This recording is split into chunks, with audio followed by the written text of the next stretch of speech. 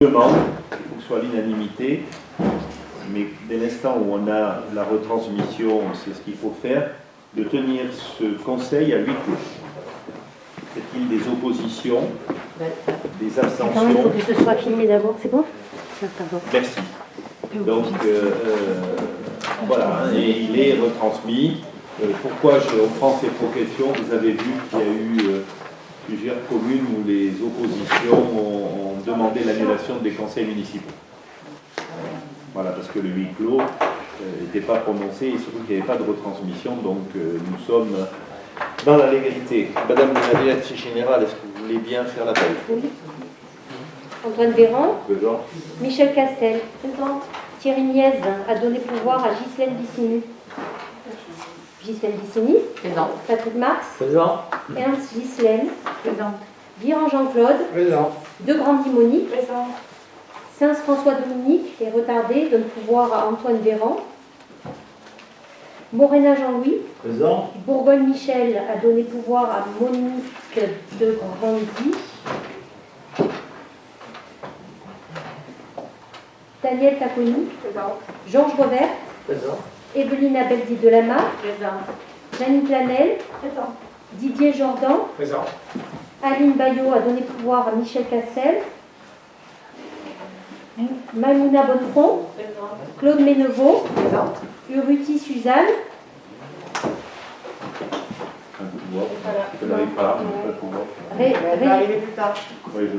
Régis Guillaume. Présent. Éric Bernigaud. Présent.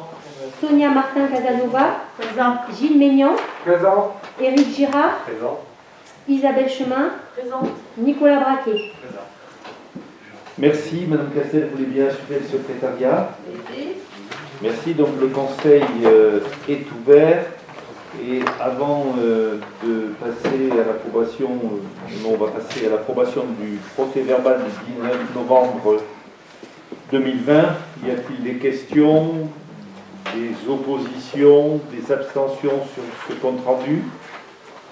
Merci de votre confiance, il est adopté à l'unanimité. Je vous dois de vous dire les actions qui ont été modifiées et prises dans le cadre de mes pouvoirs délégués, fixant les droits et devoirs de chacun et des autres.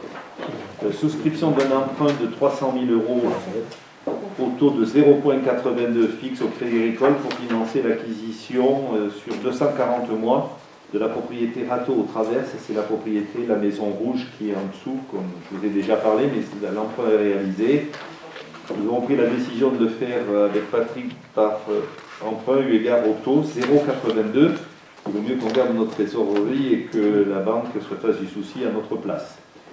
On a également, pour modifier les tarifs des repas des enfants extérieurs de 4 € au lieu de 6 et de 5 € au lieu de 7,50 €. C'est une décision du maire qui m'a valu les amitiés d'une excellente et amie de longue date. Des commentaires, j'en referai pas là, mais voilà. on en reparlera. Voilà. Marché des travaux et fourniture des services. Oui. Les prix ont baissé. Oui. Oui. Comment? Oui, les prix ont baissé. Oui. Des extérieurs. Des extérieurs. Ce qui est une perte considérable pour la commune, financièrement. Voilà, de 300 €. La révision des louages des choses pour une durée de 12 ans. Donc on a fait toutes les révisions des indices. On a eu des résiliations d'un appartement T2 au plan du Var, d'un F4 au village et d'un studio place de l'église qui ont été reloués au 1er janvier 2021, sauf le F4, je crois, Moniz, encore, qui est encore en discussion. Jusqu'en février. Voilà, puisque la personne qui avait résilié, malheureusement, son chantier a pris du retard, ce qu'on y avait un peu dit, et donc on a dû décaler.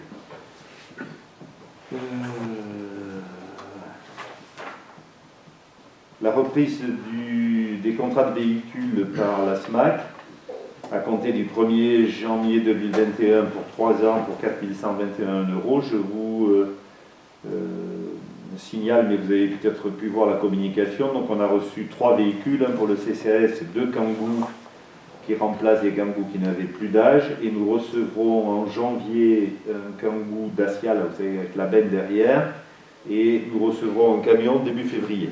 Hein. Enfin, pour l'instant, je n'ai pas eu de délai. Non, mais voilà, c'est de cet ordre-là, et on aura enfin remis un peu à jour notre parc. Nous avons fait des reprises de concessions dans les cimetières de concession à perpétuité et de cases décennales. Case 1 à Serge Laurens, case 7 à Janine Chéron, case 26 à Rémanat Pied-Noël, case 5 à Françoise Burion. Je vous dois, on a fixé les rémunérations, les frais, les honoraires des avocats, donc il y a un état qui est à votre disposition en comptabilité, et je vous ai tout dit sur les actions qui ont été menées dans mes délégations de pouvoir qui sont de ma responsabilité. Et je passe la parole à M. Patrick Marx. Bien. Donc ce sera la troisième et sûrement dernière décision modificative sur le budget de l'année 2020.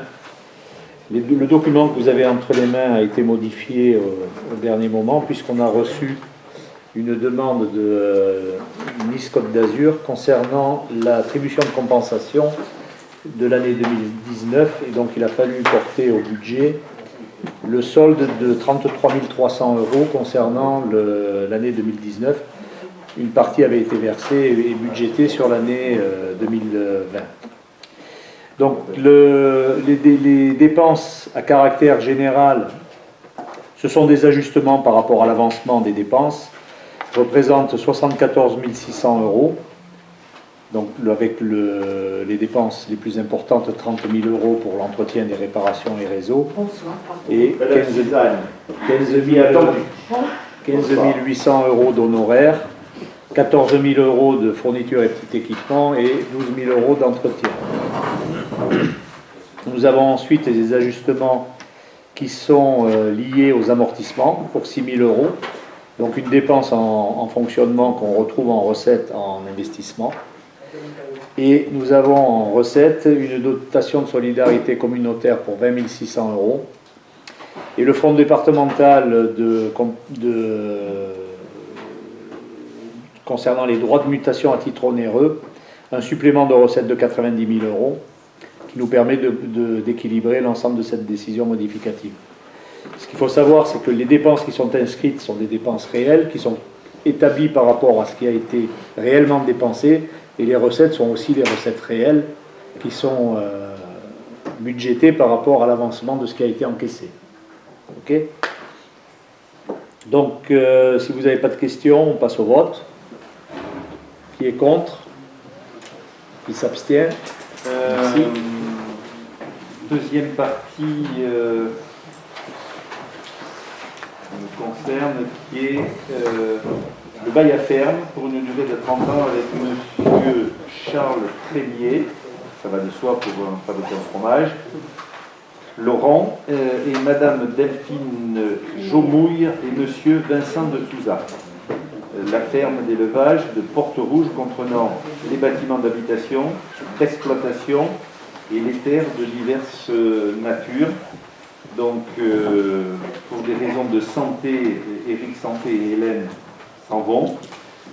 Donc, ils ont trouvé repreneur, c'est-à-dire qu'ils ont vendu leur part, c'est-à-dire qu'ils avaient 2 tiers, puisque Vincent garde 1 tiers, qui concerne les travaux qui sont réalisés par eux, les bêtes, la salle de traite, tout le matériel, la fromagerie et autres. Nous avons créé la coquille et nous étions maîtres, puisque dans tout ce que l'on a prévu, et y compris dans la forme de ce bail, je ne veux pas que quelqu'un, demain ils s'en vont, ils seront obligés de demander, et on a agréé leur candidature pour regarder les dossiers et voir. Jusqu'à présent, c'est une opération qui fonctionne très très bien, très reconnue. Encore la semaine dernière, j'ai reçu des félicitations des organes professionnels sur le sujet.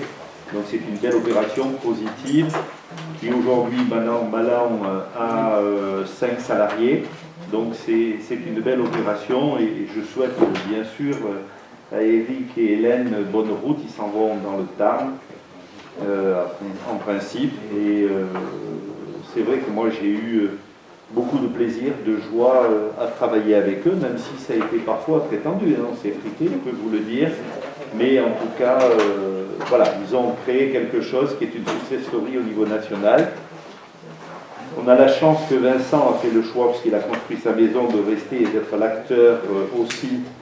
Et donc il fera une transition très douce, si je puis dire, puisque c'est dans une continuité totale que nous avançons. À ce titre-là, nous sommes en train de terminer le programme de photovoltaïque où le permis devrait être déposé, allez, je recule encore, c'était dans le premier trimestre, mi-janvier. Je rencontre le directeur de la SMEC début janvier. Et nous sommes en train d'essayer de nouer un partenariat avec Châteauneuf-Ville-Vieille pour avoir une extension des pâturages sur cette commune, pour avoir une continuité avec les terres que l'on a déjà mis en pâture sur le Ferrion avec la ferme.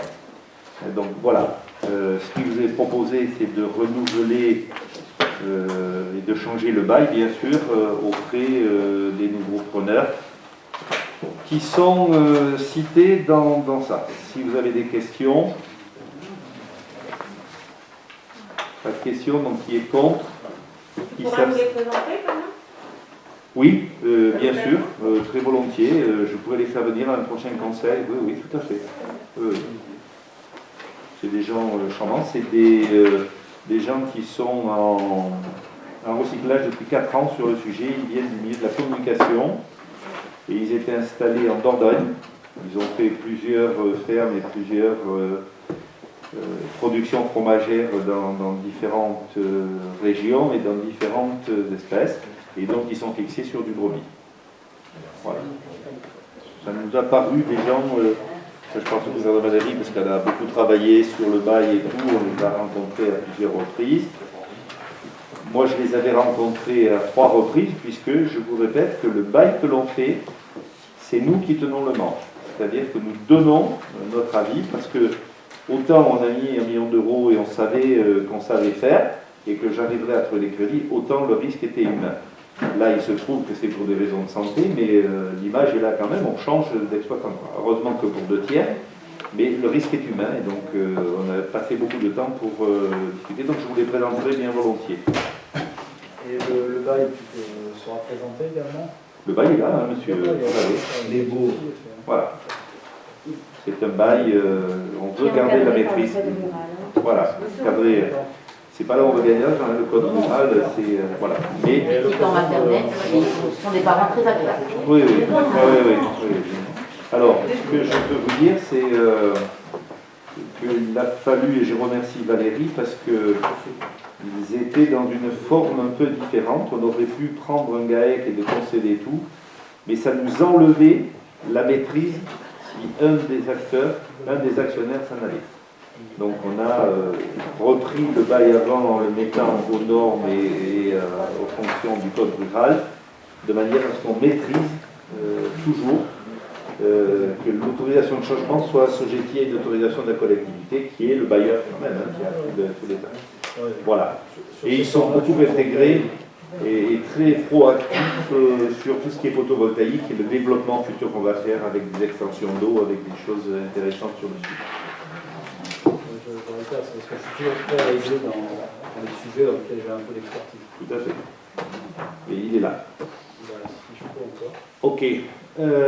Qui est contre? Je redis que c'est code rural, qui encore les montants. Là, il n'y a pas le choix. Ouais. Qui est contre? Qui s'abstient? Merci. La présentation de cette délib, sur l'ordre du jour c'était moi, mais sur la délib c'est Janine, donc je passe la parole à Janine si tu veux venir ici. Parle fort, Janine, enlève le masque pour parler. Allez. Projet de délibération numéro 3. Instauration de la charte des ARCEM. Je vais faire un petit résumé. Les tâches. Afin de décrire au mieux les tâches et le rôle et les missions des ARCEM, ce sont des agents territoriaux spécialisés des écoles maternelles, la commune a établi une charte pour une dualité de leurs fonctions qui peut entraîner des difficultés.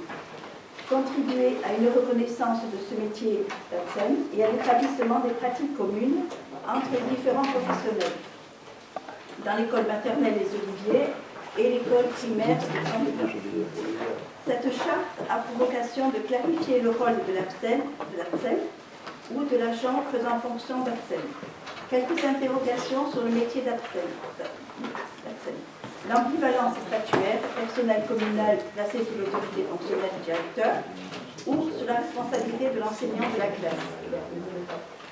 Est-ce que vous m'entendez? Non. Oui. Personne ne parle, oui. Non. Personne qui est sourd. Mais non, bon.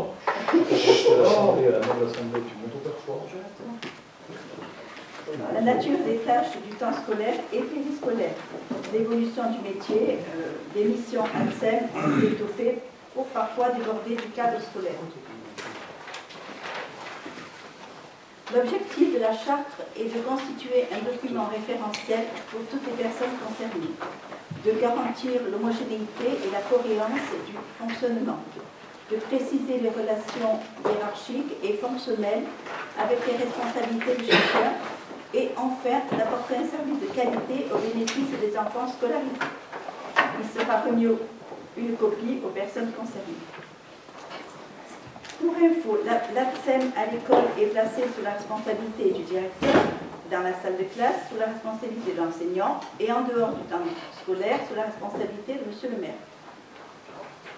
Pour l'assistance au personnel enseignant, l'ATSEM aide l'enseignant à partir de 8h30, mais jamais seul. Il n'a pas la responsabilité des enfants laissés dans l'entrée par les parents. La récréation est sous l'entière responsabilité de l'enseignant. L'ATSEM peut être sollicité pour le passage des toilettes et les petits soins aux enfants. C'est l'enseignant qui prépare et anime les ateliers. Lui seul est responsable du choix, consigne et déroulement des activités. La sieste est aussi la responsabilité de l'enseignant. L'ATSEM en a la surveillance si l'enseignant est absent. Sa présence au dortoir est obligatoire. En ce qui concerne les soins apportés aux enfants, l'ATSEM peut venir en aide dans leurs gestes quotidiens, habillage, déshabillage, rangement des vêtements, règles élémentaires de propreté. Elle aide l'enseignant lors du passage collectif aux toilettes. Le protocole d'accueil individualisé est le seul cadre permettant aux ATSEM d'administrer un médicament à l'enfant. Une formation doit être dispensée. Bien sûr, il est formellement interdit de donner un médicament quelconque à un enfant. Pour le plan particulier de mise en sécurité, l'ATSEM doit connaître et respecter les consignes de sécurité, plus particulièrement celles concernant la protection contre l'incendie et Vigipirate. La première ATSEM qui rentre à l'école doit vérifier le fonctionnement. Si la centrale ne fonctionne pas correctement, vérification des voyants, l'ATSEM doit rassembler les enfants à l'extérieur dans l'attente de l'intervention du service technique. Lors de la scolarisation d'un élève handicapé, un projet personnalisé de scolarisation est établi par une équipe pluridisciplinaire. L'élève peut bénéficier d'une aide de vie AVS. L'ATSEM peut accompagner l'enseignant pour des sorties pédagogiques aussi. Les temps périscolaires, c'est le matin de 7h30 à 8h30, à midi pour la pause méridienne de 11h50 à 13h50, les mercredis extrascolaires de 7h30 à 18h30. À midi, les ATSEM ont la surveillance des enfants, le service à table et la sieste. Temps de cantine, les agents doivent se conformer aux règles d'hygiène, bien sûr. À l'école de Plan du Var, de 11h30 à 13h30. La restauration scolaire se fait en dehors de l'école. Même travail pour les ATSEM quand ils sont là. Accompagnateurs et enfants doivent porter des gilets jaunes, bien sûr, pour assurer la sécurité des enfants. Pour l'accompagnement du bus scolaire, le bus arrive à l'école environ vers les 8h30 en fonction de la circulation. Les enfants de la maternelle sont sur la surveillance d'une ATSEM désignée. Si le bus arrive avant 8h30, la responsabilité de l'ATSEM est à la garderie, bien sûr. Et le soir, de même, à 16h30, l'accompagnateur pointe les enfants matin et soir à la montée et à la descente du bus, mais également lorsqu'il les récupère dans les classes. Et une ATSEM, elle a combien d'enfants? Une classe, Dépend une du ATSEM nombre par d'élèves. classe. Classe. Mais pour le bus, Il n'y a pas de norme avec l'ATSEM, c'est indépendant. Alors, le bus, c'est un accompagnement que l'on n'accepte que pour les tout petits de maternelle. Les élémentaires qui prennent le bus ne sont pas accompagnés. Ici à Levas, on a une par classe, mais c'est pas obligatoire qu'il y en ait une par Ah oui. classe. Voilà. d'accord. Donc c'est un avantage quand même ici. Hein. Oui, oui. L'ATSEM est depuis longtemps, mais de temps en temps, c'est bien, je sais que Ghislaine le fait, de rappeler quand même cet état de fait, parce que c'est un effort financier très conséquent que la collectivité réalise. Quand je suis arrivé, il n'y en avait pas. D'accord, Madame Ghislaine.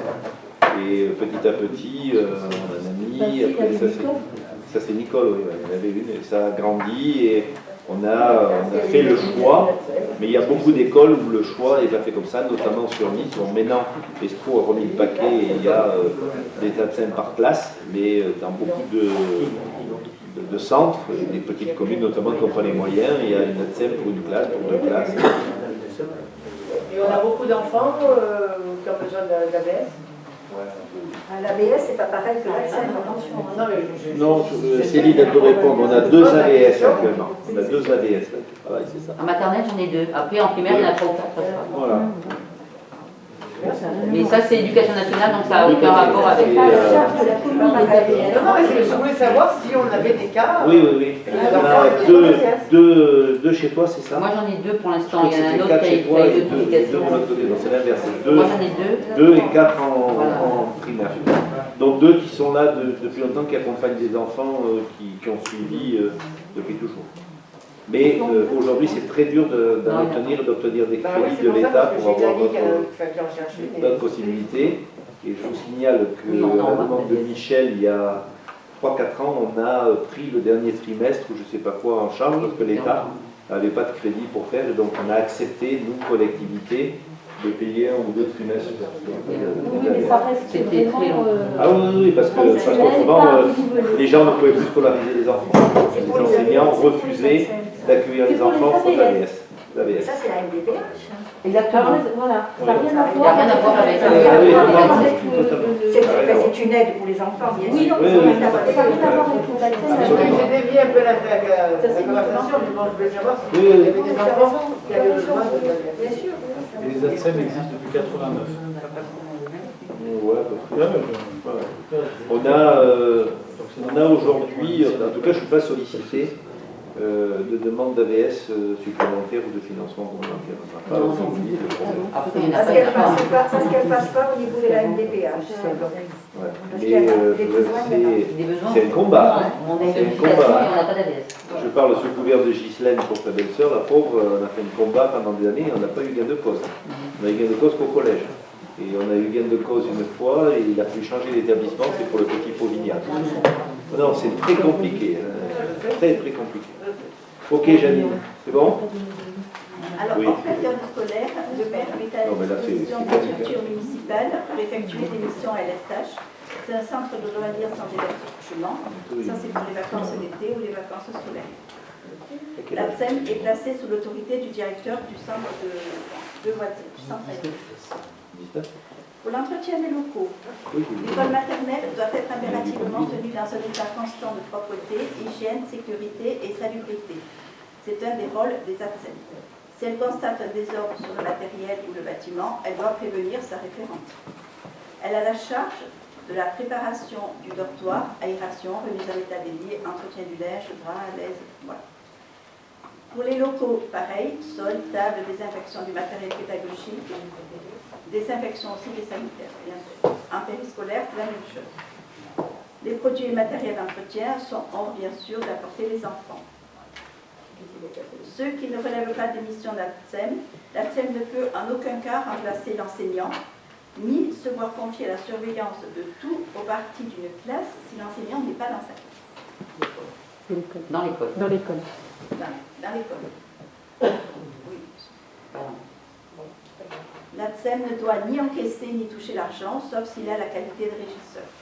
Pas de travaux pénibles pour l'ATSEM, sauf des petites décorations. Pour la deuxième partie, c'est les règles de gestion. L'autorité hiérarchique est exercée par le maire à travers ses représentants.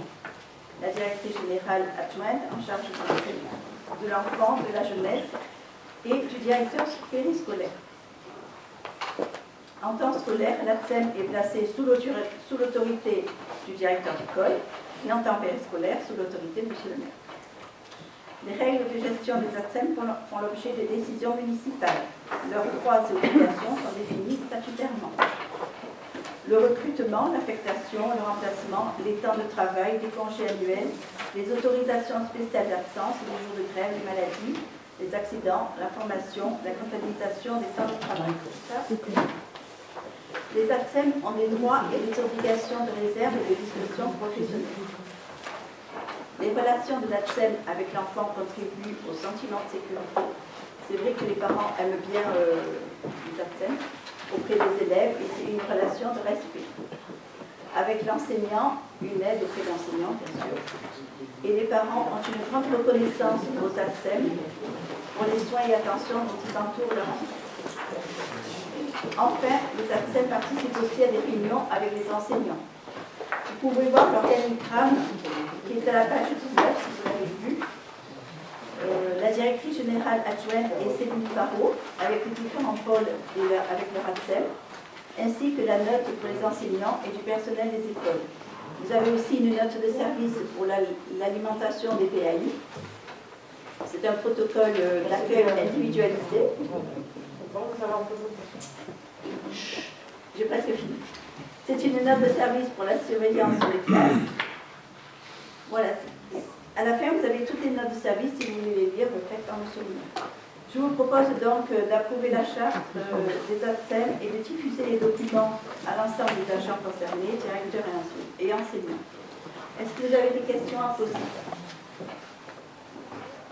Bien, merci Janine. Je voudrais remercier Céline qui prend en charge. Ces documents auraient dû être faits bien en amont et donc on ne reviendra pas sur le rôle des DRH. Je remercie Ghislaine.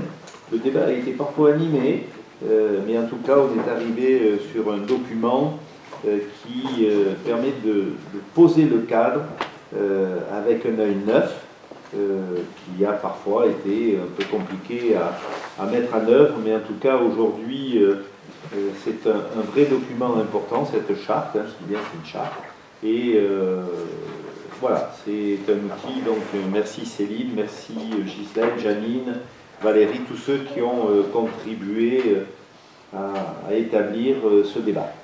Voilà. Qui est contre? Qui s'abstient? Merci. De votre confiance.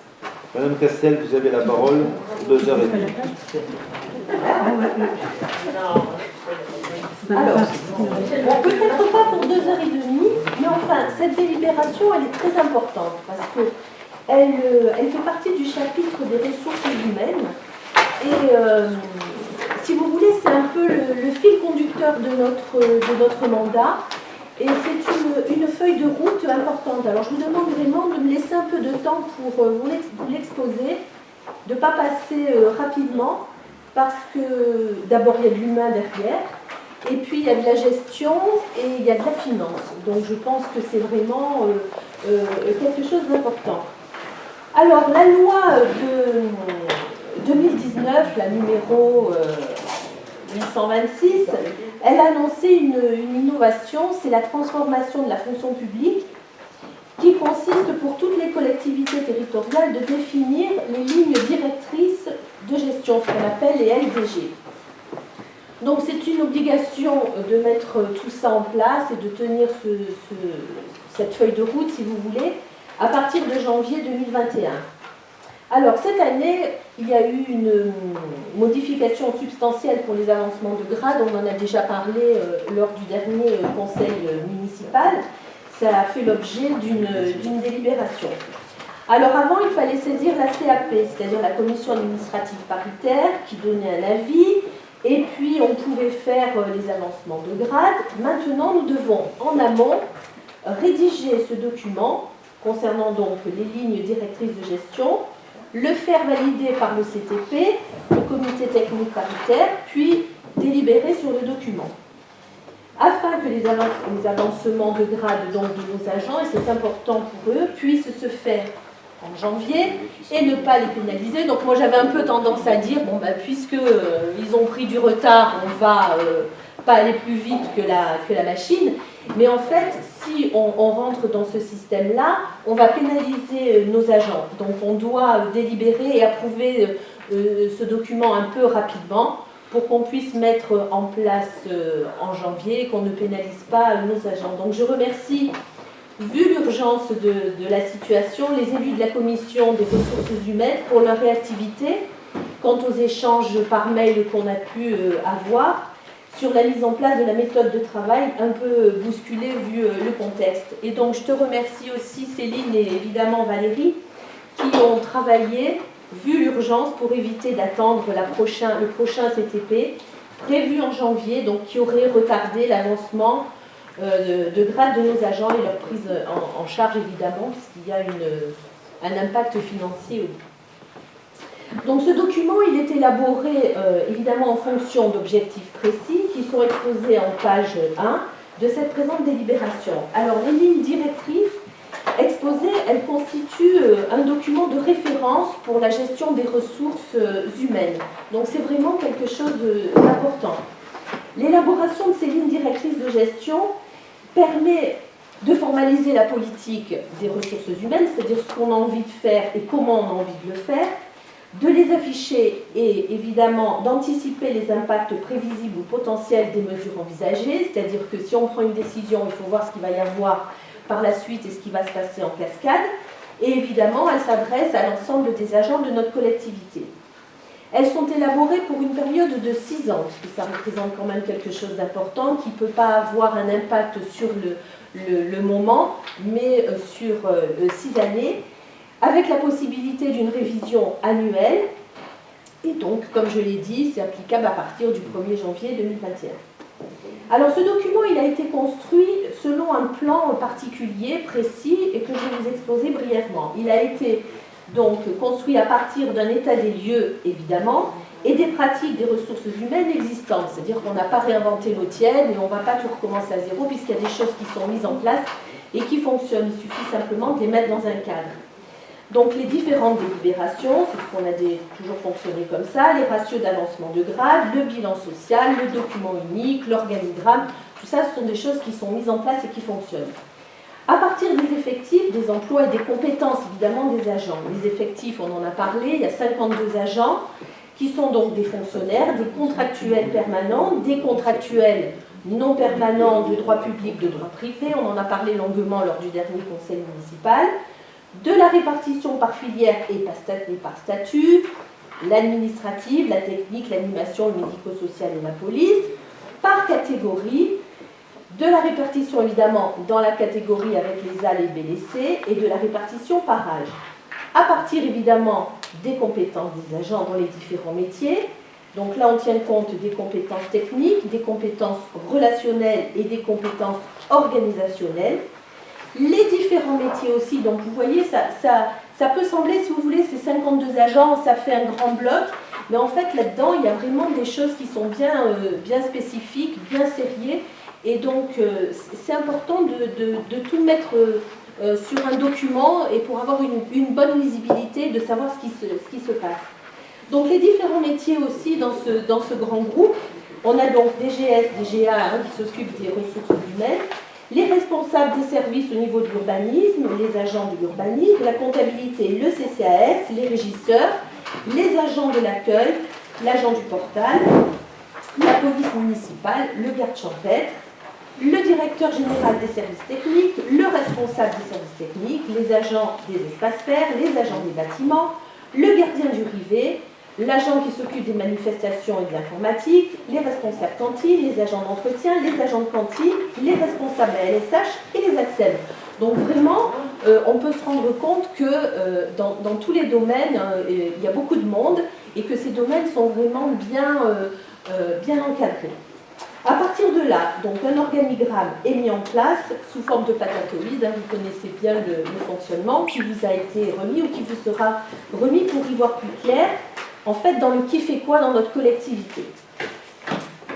Dans cette mise en place, dans cette façon de travailler, on tient compte également d'une chose importante, c'est de l'analyse et de la projection des mouvements des ressources humaines en exposant le volume et l'origine des départs. C'est-à-dire qu'il faut qu'on anticipe les départs à la retraite, les fins de contrat, éventuellement les mutations, les démissions, ça peut exister, ou les radiations, puisqu'on en a déjà eu, du volume et de l'origine des entrées pour remplacer donc ces agents dont je viens de parler, pour remplacer évidemment aussi les agents absents dans les services, les créations de postes, les renforts pour un surcroît d'activité, les apprentis, etc.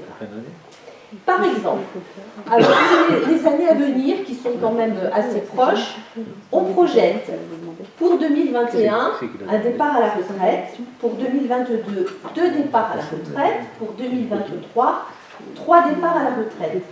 Donc on expose aussi les orientations générales de la collectivité, c'est-à-dire ce qui est important aussi, c'est le projet politique. Par exemple, il y a des projets, parce que notre maire il est hyper actif et il y a des tas de projets dans sa tête, et évidemment ça a un impact financier et ça a un impact aussi humain. Par exemple, la mise en place du foyer rural avec le développement de l'offre culturelle de la commune, puisqu'on travaille beaucoup là-dessus et on arrive au bout et on va voir de jolies choses qui vont se passer au niveau culture.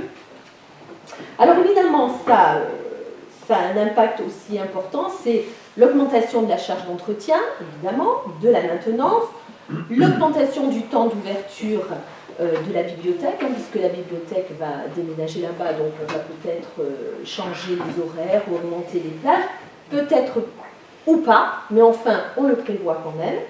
L'évolution de la charge de travail pour l'agent qui va être chargé des manifestations, puisqu'évidemment, comme il y a plus de manifestations au niveau culture, son temps de travail va augmenter puisqu'il va être sollicité. Le développement des nouvelles technologies, par exemple la dématérialisation, ce qui implique des modifications dans les habitudes de travail. Le développement des actions environnement sur la commune, la convention zéro plastique, on en a parlé, Ghislaine, tu nous en avais parlé lors d'un précédent conseil municipal, la sensibilisation des enfants à la préservation de l'environnement par des activités scolaires et périscolaires, puisque les écoles sont fortement impliquées dans ce domaine-là, avec des actions qui sont déjà mises en place et qui vont évoluer et s'agrandir. La mise en œuvre d'actions en faveur des énergies renouvelables, dont tu en as parlé, et la préservation des espaces, avec la politique aussi un peu particulière sur le zéro pesticide, le fauchage tardif, le chauffage au grignon. Donc vous voyez que toutes les activités et toutes les actions qu'on a mises en place là-dessus, sur le zéro pesticide, le fauchage tardif, avec les panneaux pédagogiques qu'on a installés au Grand Pré pour expliquer pourquoi on fauchait pas à l'instant T où les gens avaient envie d'aller dans le pré, mais qu'il y avait une vraie démarche derrière. Tout ça, ça implique une organisation particulière pour qu'on puisse arriver à ces résultats. Avec évidemment une sensibilisation de nos agents à ces actions. Il faut qu'on les fasse participer, et non pas participer pour participer, mais il faut qu'ils comprennent qu'il y ait du sens dans leur démarche, ce qui va les motiver, leur donner envie de faire plus et mieux, comme on a tous envie de le faire. Le projet culturel et environnemental de la Madone, on en a parlé aussi, Valérie, Ghislaine, dans le but donc de renforcer cette attractivité touristique, qui est en lien avec le tourisme vert, puisque là aussi on a un projet important de développer l'agriculture dans des projets alimentaires, dans des projets territoriaux, de protéger, de mettre en valeur ce patrimoine de la commune qui est quand même important, qui est chargé d'histoire et pour lequel on est vraiment très attaché. Puisque dans ce projet-là aussi, on retrouve la réhabilitation de la basilique, de la Madone, des 2 bâtiments en vue de la création d'une ferme auberge communale, de gîtes, entraînant évidemment une création d'emplois. Donc vous voyez que ces lignes directrices, elles sont vraiment importantes parce qu'elles se déclinent dans tous les pôles sur lesquels on est vraiment investi, surtout dans ce mandat, puisqu'on s'est orienté vraiment là-dessus. C'est des pistes qu'on devra déployer dès le début de l'année, quand on aura fait l'inventaire, et de prendre... Il y a 3 grands sujets, la piscine, la Madone et Plan du Var, qui vont tomber dessus. Donc voilà, la rénovation et l'amélioration du parc locatif, immobilier, en liaison évidemment avec la loi SRU, la création d'un collège ou le projet de création d'un collège, on reste dans l'attente des informations de notre conseil départemental qui va certainement statuer prochainement sur ce projet-là. L'installation de nouveaux agriculteurs et exploitants et le développement évidemment de la vie associative, puisque on associe toujours dans toutes ces actions la vie associative qui est riche ici à Levins et qui est toujours prête à nous accompagner dans nos projets. Alors à partir de l'état des lieux et du projet politique qu'on a mis en place, évidemment il y a une stratégie pluriannuelle de pilotage des ressources humaines qui est mise en place. Alors, elle est mise en place comment? Elle est mise en place en tenant compte des enjeux, des orientations, des formations, des recrutements et des mobilités, des rémunérations, de l'organisation et des conditions de travail. Évidemment, tout ça est imbriqué et intimement mêlé. Enfin, les parcours professionnels sont valorisés par des promotions, donc à chaque fois on délibère là-dessus sur les avancements de grade, les nominations suite à des concours, les accès à un poste à responsabilité d'un niveau supérieur, les promotions internes en tenant compte évidemment des critères de spécificité. Ça fait qu'en fait, ça fait avancer sous forme de cascade. C'est ce qu'on dit, on ferme, on ouvre des postes, donc c'est parce que au sein de notre collectivité, qui est une collectivité vivante avec des agents qui ont envie d'avancer, donc ils passent des concours, il y a des avancements de grade qui sont soumises à l'autorité du maire, et tout ça fait qu'une cascade s'installe et que ça bouscule un peu parfois le tableau des effectifs sur lequel on revient souvent. Enfin, pour conclure, cette loi de transformation de la fonction publique, elle renforce les obligations des collectivités territoriales, ce qui est bien, parce qu'en fait, on est dans un plan précis et on ne fait pas n'importe quoi et au petit bonheur la chance, et puis selon un peu les humeurs qu'on pourrait avoir. Les obligations des collectivités territoriales en matière d'égalité aussi professionnelle hommes-femmes. Les répartitions par âge, par catégorie, par statut, par filière, par avancement de grade, par mise en stage et titularisation. Alors c'est vrai que quand on parle des ressources humaines dans une collectivité territoriale, on fait « oh là là, on comprend rien du tout ». C'est un peu complexe, mais en fait ça peut être, comment dire, ça peut devenir vite passionnant et on se prend un peu au jeu. Enfin, en tous les cas, là-dessus, je me suis prise un peu au jeu et merci pour ce travail déjà qui est fait. Merci pour ce travail qui est fait parce que c'est pas évident quand même de travailler là-dessus. Donc la commission des ressources humaines, elle a été, comme je l'ai dit tout à l'heure, sollicitée pour ça. Donc je la remercie encore une fois pour la confiance de chacun et pour ce que vous avez fait. Alors ces actions définies pour la collectivité, je reprends ce que je disais parce que ça c'est important aussi, sont d'encourager la mixité dans les équipes. On en parle beaucoup aussi de ça, ce qui n'est pas toujours évident dans certains domaines, avec évidemment un régime indemnitaire égalitaire, la mise en place du temps partiel annualisé lié à la naissance, tenir compte évidemment des contraintes professionnelles et personnelles qui peuvent s'opposer, si vous voulez, à une égalité entre les sexes et proposer des actions correctives. Parce que des fois, on peut avoir des petits débordements, donc on peut proposer des actions correctives et pédagogiques pour expliquer. Sensibiliser évidemment sur les discriminations dans le milieu du travail. Bon, chez nous, je pense que ça se passe bien. On a vraiment des équipes qui font un boulot sympa dans une ambiance sereine. Pour conclure, donc, ces lignes directrices générales sont prévues, donc, comme je l'ai dit en introduction, pour une durée de 6 ans. Elles sont révisées tous les ans, c'est-à-dire qu'on peut revoir le curseur en fonction de ce qu'on peut constater, de ce qui peut se passer, et de, si vous voulez, de l'évolution de la situation dans les différents domaines. On tient compte évidemment de l'avis du comité technique. Donc l'avis du comité technique est en date du 7 décembre, donc c'est pour ça qu'on est un peu, entre guillemets, pardonnez-moi l'expression, un peu à la bourre. Donc c'est pour ça que je vous demande je vous présente ça un peu, on est un peu bousculé dans le temps, mais on a vraiment envie d'avancer là-dessus pour que nos agents puissent se positionner tout de suite dans leur nouveau statut à partir de janvier. Voilà, donc si vous avez des questions, je vous propose d'y répondre en y associant Valérie et Céline.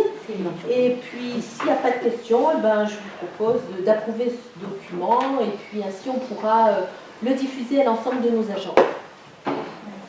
Merci Michel. Oui. Oui. Je remarque quand même que dans la répartition hommes-femmes, il y a beaucoup plus de femmes. Alors, La scène. oui. agents d'entretien. Autant dans la catégorie A que B que C. Mais oui. Et dans les agents d'entretien, dans les ATSEM, ben, nous on demande les hommes, si on veut. Alors c'est vrai que dans les ATSEM, les hommes, il y en a plein qui postulent, mais c'est tout à fait possible. Les auxiliaires de puériculture, par exemple, dans les crèches, il n'y en a pas non plus, mais il y a la possibilité d'accueillir un homme dans les équipes de crèche. Pardon ? Pardon ? C'est dû par le manque de demande. Ah oui. Il n'y a pas de discrimination là, quand on ouvre des postes, quand on fait un appel à candidature, c'est homme-femme. Et bon, après, culturellement, on est un peu, des fois... Ce n'est pas que je suis contre. Oui. Non, mais tu as remarqué les judicieuses. Alors, il y a un document qui est très bien fait si vous avez des nuits d'insomnie ou si vous voulez aller un peu plus loin. Ce document-là qui a été fait, il est vraiment très très intéressant. Et là-dedans, justement, tu as tous les graphiques qui disent que les répartitions... Je les ai lus. Voilà, tu les as lus. Ben, c'est bien. C'est pour ça que j'ai posé la question. Oui. Donc, ça servira aussi de base d'évaluation dans le cadre des entretiens, parce que c'est pratiquement une fiche de poste. Non, c'est Maintenant, pas ça c'est les documents généraux qui régissent les activités, le nombre de l'emploi. Ensuite, les fiches de poste ont été déclinées déjà précédemment. C'est une synthèse de... Et la régie de fonctionnement, c'est plus sur les CEP avec des modifications qui auront eu lieu, des échelons, des modes d'évolution en fonction des primes qu'on a. Donc ça, c'est derrière nous, ça a été fait, les différents conseils. Et là, c'est un document très général qu'on a voulu, et que là aussi je remercie Céline aussi, qu'on a voulu mettre au bout du jour, Michel y a travaillé, pour que on ait une base et que lorsqu'on se présente à la fonction publique territoriale ou lorsqu'on est contrôlé, on ait ces documents, comme par exemple le document que vous peut-être passez un peu rapidement, et qui est le plan de formation, et qui a une incidence très importante. Je rappelle que le plan de formation est une qui a subi les conséquences, on n'était pas à jour, c'est Valérie dans sa nomination, ont un effet très important pour les fonctionnaires, parce que c'est à travers le plan de formation qu'il y a une notation qui compte beaucoup pour l'évolution de la carrière. Et donc on est resté très longtemps sans être doté, et donc maintenant c'est les documents qu'on suit, et ces documents-là nous permettent de faire.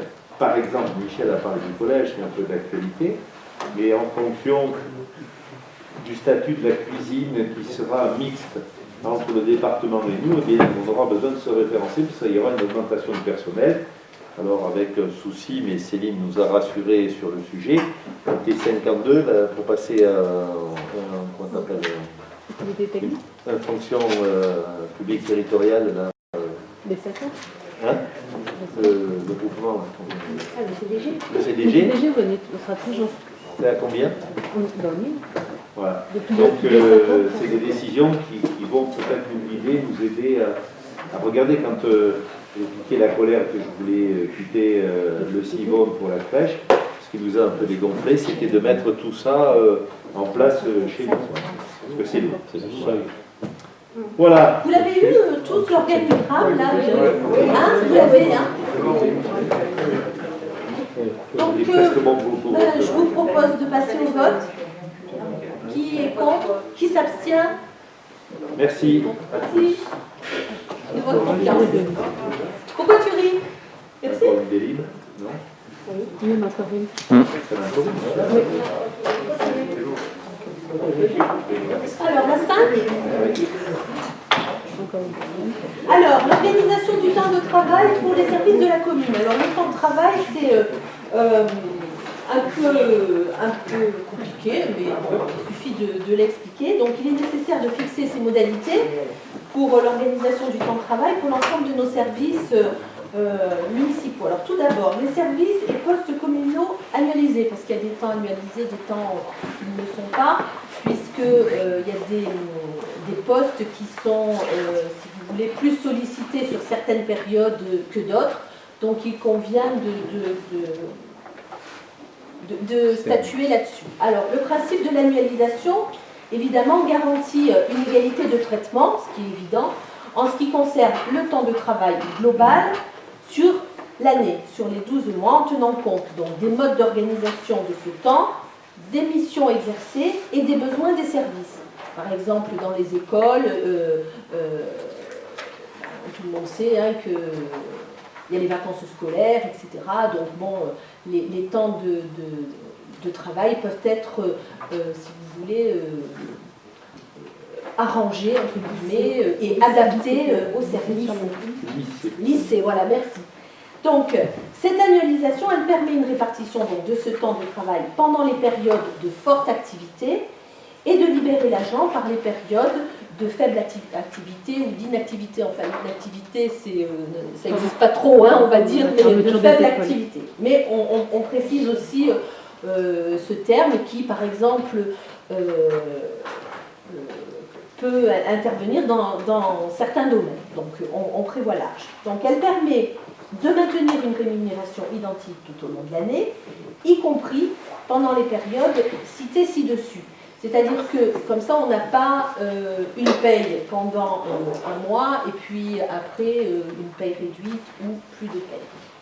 Les heures effectuées au-delà de la durée hebdomadaire de travail de l'agent, dont le temps est annualisé pendant les périodes de forte activité, sont récupérées par ce dernier pendant les périodes d'inactivité ou de faible activité.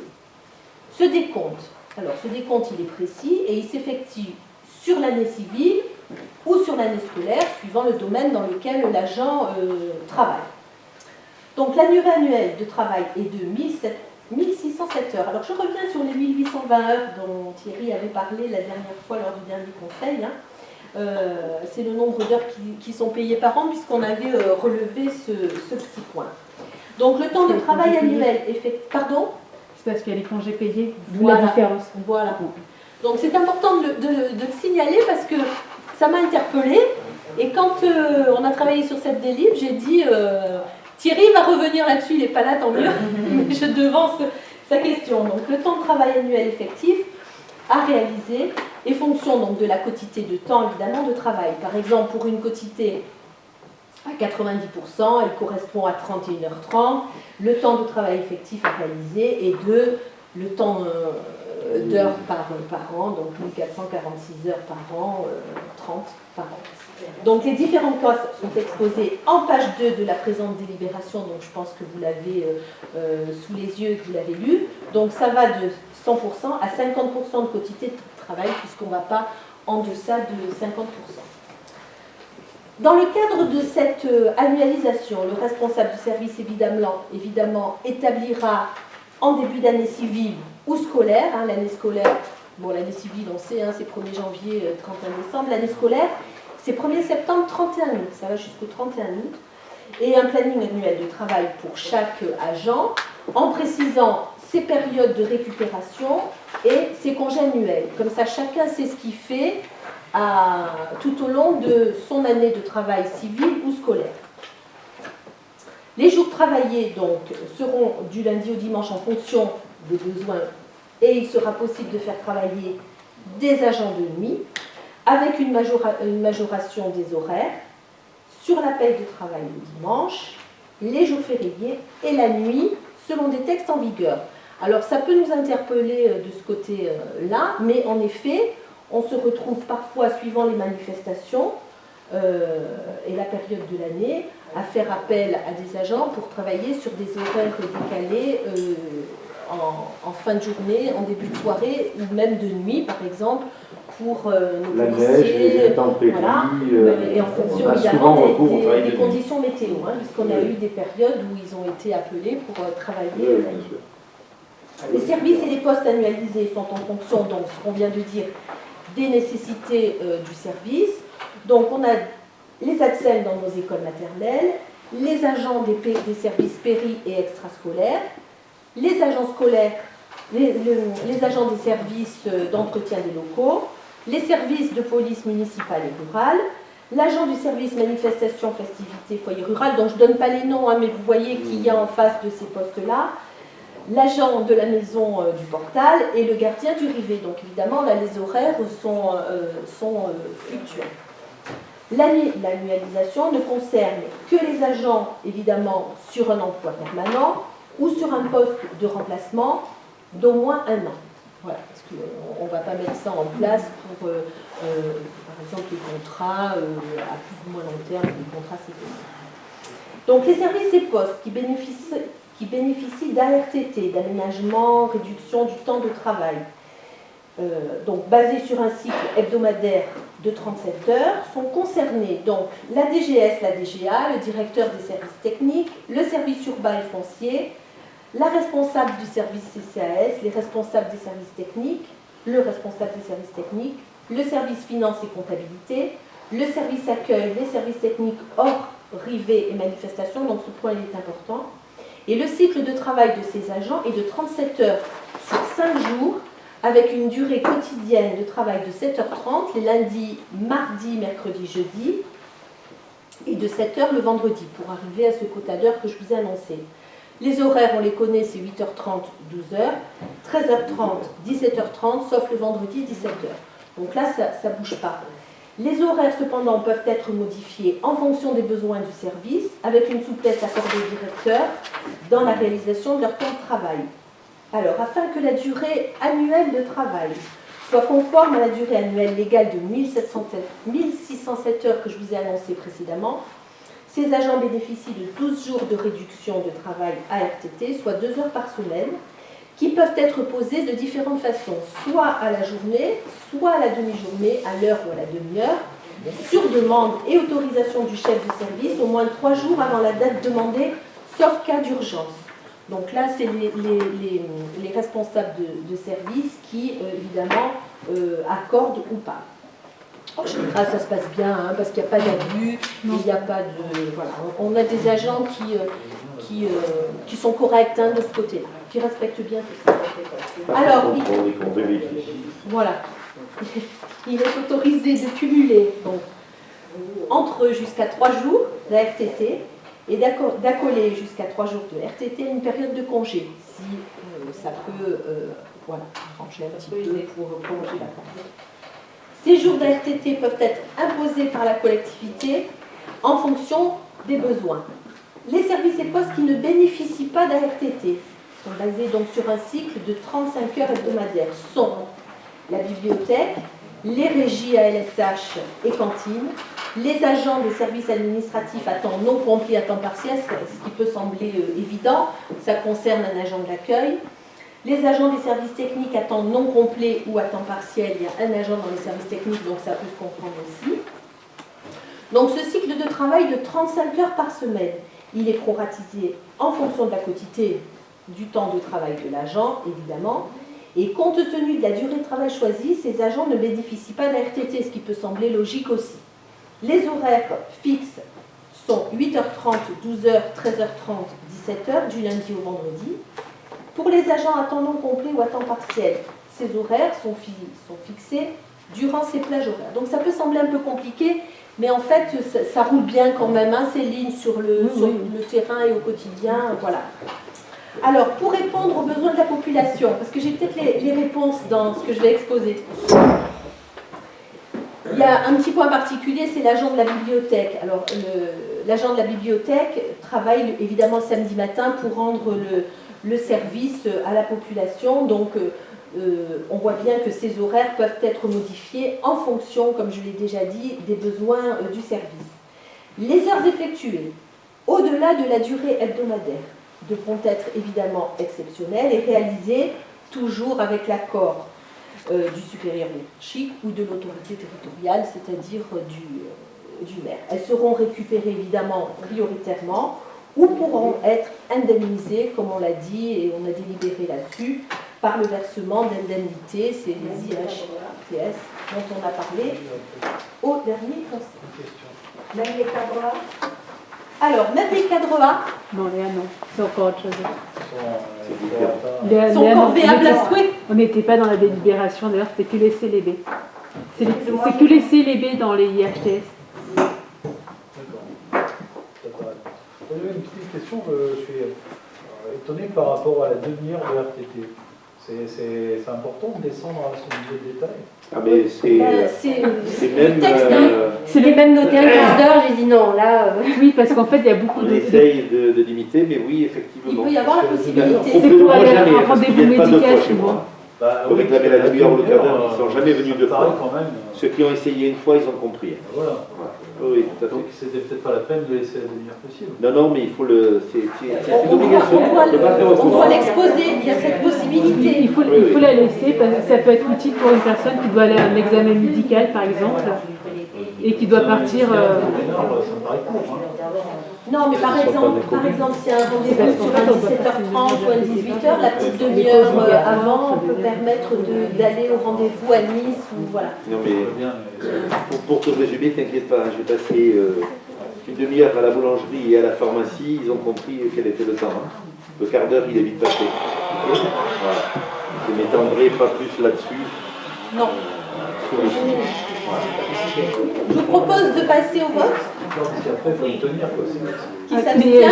je tiens des tableaux Oui, très précis des horaires de tout le monde. Hein. Non, mais j'imagine, mais c'est la complexité des tableaux à tenir. Non, c'est très facile. C'est une personne. Tu veux que je dise qui est contre d'abord? Non, je tiens des tableaux de décompte des heures. Qui est contre pour faire plaisir à Madame Sonia? Qui s'abstient? Merci de votre confiance. Y a-t-il des questions diverses avant que je clôture le conseil? Non, merci à tous et à toutes. Merci Alex pour la retransmission. Merci à Céline qui travaille à avoir assisté à ce conseil. Et bonne fête, parce que je pense qu'on se verra pas en séance. Donc, Bonne fête à tous. bonne fête à nos amis d'Internet qui nous suivent.